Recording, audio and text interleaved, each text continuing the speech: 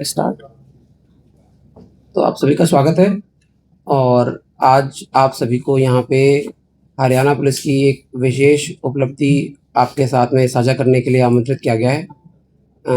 संगठित अपराध के विरुद्ध हरियाणा पुलिस कार्रवाई करने के लिए प्रतिबद्ध है और जैसा कि आपको विदित है कि एसटीएफ जो हरियाणा पुलिस की एक विशेष टीम है ने इस साल अभी तक 2026 में 11 जो गैंगस्टर्स हैं, अपराधी हैं, जो संगठित अपराध ऑर्गेनाइज्ड क्राइम्स में इन्वॉल्व रहे हैं, उनका डिपोर्टेशन, एक्स्ट्राडिशन कराने में सफलता हासिल करी है और उसी क्रम में एक जो मेजर अपराधी हैं दिनेश इलियास मिट्टू, उनका एक्स्ट्राडिशन साइप्रस से करवाया गया है और ये पहले भी हरियाणा में अन्य जगहों पे फायरिंग वगैरह की घटना को अंजाम देने में और उसको कोऑर्डिनेट करने में अन्य गैंगस्टर्स वगैरह के साथ में संलिप्त रहे। तो मैं मानता हूँ कि इनकी गिरफ्तारी से जो ये ऑर्गेनाइज्ड क्राइम है और फायरिंग्स वगैरह की घटनाएँ उस पर अंकुश लगेगा और इस इन्वेस्टिगेशन में हमें और अन्य लोगों के बारे में भी जानकारी प्राप्त होगी जो इस प्रकार की अनैतिक और इल्लीगल गतिविधियों में संलिप्त है। आपको जैसा विदित है कि भई ये यहाँ पर एक महिंद्रा शोरूम पे फायरिंग हुई थी 2024 में, उसमें इनका एक्टिव पार्ट था और इस मुकदमे में 3 लोगों की एनकाउंटर में मृत्यु हुई थी और 5 लोग अभी तक गिरफ्तार अन्य किए जा चुके हैं और कुछ और भी अन्य लोगों की गिरफ्तारी पेंडिंग है, जिस पे हरियाणा पुलिस पूर्ण रूप से कार्रवाई कर रही है और जैसे भी उसमें जो भी प्रगति होगी उसके बारे में आपको अवगत कराया जाएगा। सर, इसका रोल क्या था सर इस पूरे घटनाक्रम में? देखिए, ये साइप्रस में मौजूद थे। 2020 में ये साइप्रस गए थे यहाँ से इंडिया से स्टडी वीज़ा पे और वहाँ पर जाकर ये इल्लीगल एक्टिविटीज़, क्राइम और क्रिमिनल्स में इन्वॉल्व हो गए और वहाँ पे से कॉलिंग वगैरह का कोऑर्डिनेट करना और जो ये इस प्रकार की शूटिंग वगैरह या जो इस प्रकार की चीज़ें करते हैं, एक्सटॉर्शन, इल्लीगल एक्टिविटीज़ में बेसिकली ये और लोगों के साथ मिल के इस प्रकार की चीज़ों को अंजाम देने लग गए। तो इस प्रकार से इनका रोल था। सर, ये हमारी टीम कब गई थी और कैसे इसको रिपोर्ट वगैरह किया गया? देखिए, एक कंटिन्यूअस प्रोसेस है। हमने यहाँ पर इंटरपोल रेफरेंस भी जारी करवाया था, रेड कॉर्नर नोटिस भी जारी करवाया था, लुक आउट सर्कुलर जो ब्यूरो ऑफ इमिग्रेशन से जारी होता है वो भी करवाया था। तो उसको थोड़ा मैच्योर होने में टाइम लगता है बट मैं धन्यवाद देना चाहूँगा जो फॉरेन कंट्री में जो हमारे पैरेलल काउंटर पार्ट्स हैं साइप्रस में, उन्होंने बड़ी सहायता करी। मिनिस्ट्री ऑफ एक्सटर्नल अफेयर्स ने इसमें बड़ा एक मेजर रोल प्ले किया और एसटीएफ ने तो जो कोर काम है वो किया ही है।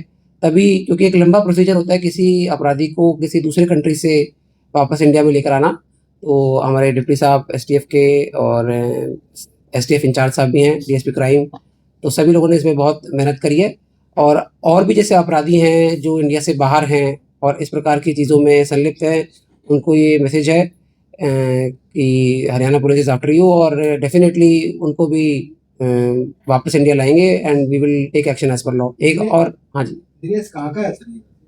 दिनेश ये खैरमपुर है, खैरमपुर के रहने वाले हैं जी। आदमपुर पे खैरमपुर गाँव है वहाँ का। वहाँ वीजा पे थे या वीजा पे गए हुए थे जी, स्टडी वीजा पे। वीजा पे गए थे? 5 साल तक 6 साल तक तो होता नहीं ना। ये बात आपकी ठीक है जी, स्टडी वीजा का एक फिक्स ड्यूरेशन होता है तो उसके बाद में ही वाज ओवरस्टेइंग विदाउट वीजा थे। यस।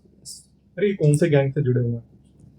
देखिए जी, गैंग वगैरह से जुड़े होने के बारे में तो मैं कुछ कमेंट नहीं कर पाऊंगा और आपसे भी मेरा निवेदन है कि भाई as members of responsible media हमको अपराधियों का और ये गैंग और गैंग कल्चर का महिमा मंडन नहीं करना चाहिए।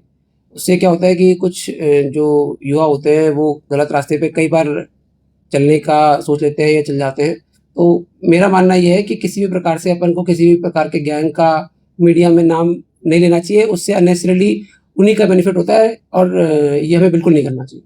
फिर 2024 वाले केस में अरेस्ट किया, तो रिमांड वगैरह भी लिया है? हाँ जी, अभी कोर्ट में पेश करके रिमांड लेंगे, बिल्कुल रिमांड और जो आगे कार्रवाई वो करेंगे। सर, अभी इस मामले में और कितने लोगों के संलिप्त होने की संभावना है? 5 लोगों के संलिप्त होने की संभावना तो है ही जी अभी, मतलब जो अभी हमारे पास इन्फॉर्मेशन है और बाकी फिर उनके अरेस्टिंग के बाद में अगर कुछ और इन्फॉर्मेशन मिलती है तो आपसे शेयर करेंगे। सर, अभी अकेले इसी को डिपोर्टेशन हुआ है, और लोग भी आए साथ में? इस केस में तो इन्हीं को डिपोर्ट किया है। सर, अब तक कितनी गिरफ्तारी हो चुकी है इस केस में? और इस केस में जैसे मैंने आपको बताया जी कि भाई 3 लोगों का तो एनकाउंटर हो चुका है जी। 3 लोगों का एनकाउंटर हुआ था सोनीपत में, जिनकी मृत्यु हो गई थी एनकाउंटर में, और 5 लोग अरेस्ट हो गए हैं और 4-5 हाँ नहीं 5 में इन्वॉल्व हैं, जो 5 अरेस्ट हुए हैं उसमें ये he is one of them. और जो और लोगों की गिरफ्तारी बाकी है उसमें से काफ़ी लोग भारत के बाहर हैं, तो उनको भी एक्स्ट्राडाइट या डिपोर्ट कराने की कार्रवाई जारी है। सर सोनिया मर्डर मामले में क्या प्रोग्रेस है? देखिए उस मैटर में हमने रिवॉर्ड जारी करवा रखा है और जो फेशियल रिकग्निशन कैमराज हैं पूरे इंडिया में वो फ़ोटो हमने सर्कुलेट करा रखी है। और आखिरी बार हालांकि जो व्यक्ति है वो तो हमने दिल्ली में भी लोकेट किया था, बट आखिरी बार उनकी लोकेशन पंजाब के कुछ इलाकों में पाई गई थी और टीम्स हमारी वहाँ पर लगातार सर्च कर रही हैं। हमने उन लोगों से भी बात करी है जिससे उस व्यक्ति का चांस एनकाउंटर हुआ था और थोड़ा समय ज़रूर लगा, मैं बिल्कुल मानता हूँ, बट पूरी उम्मीद है कि जल्द से जल्द वो आरोपी को पकड़ लेंगे। सर दिनेश का फोटो वगैरह कुछ? हाँ जी बिल्कुल, ही इज़ हियर ओनली। ठीक है जी, thank you. Thank you, sir.